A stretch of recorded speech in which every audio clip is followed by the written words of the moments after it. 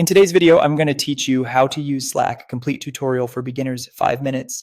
First, open your browser and go to slack.com. If you're new, sign up with your email and follow the prompts. If you've been invited to a team, log in and you'll land in that workspace. Next, create or join a workspace and complete your profile. Add a clear photo, set a recognizable display name, and fill in your role. A polished profile helps teammates find you. For easier access, install the desktop or mobile app.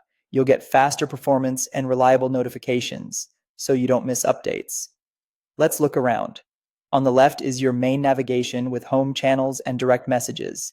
This sidebar is where you switch conversations. Channels are organized spaces for topics or teams. Public channels are open to everyone in the workspace, while private channels are invite only.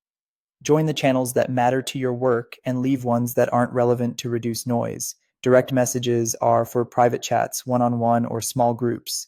Use DMs for quick check-ins or topics that don't belong in a channel. Your home view is your personal dashboard with recent activity, saved items, and reminders. Save a message if you want to revisit it later.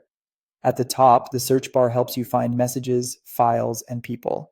Type a keyword, then filter by channel, person, or date to narrow results. In the top right, click your profile picture to set a status, manage notifications, and open preferences. A status like in a meeting sets expectations, and do not disturb pauses pings when you need focus. To chat in a channel, click it and use the box at the bottom. Keep messages clear and concise, and use line breaks to make longer updates easy to scan. To get someone's attention, type the @ symbol and their name.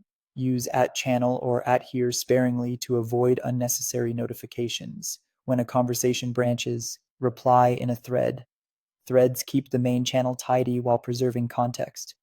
React with emojis to acknowledge or vote without adding extra messages.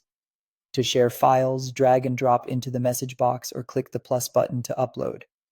Slack previews many file types, and you can continue the discussion in a thread.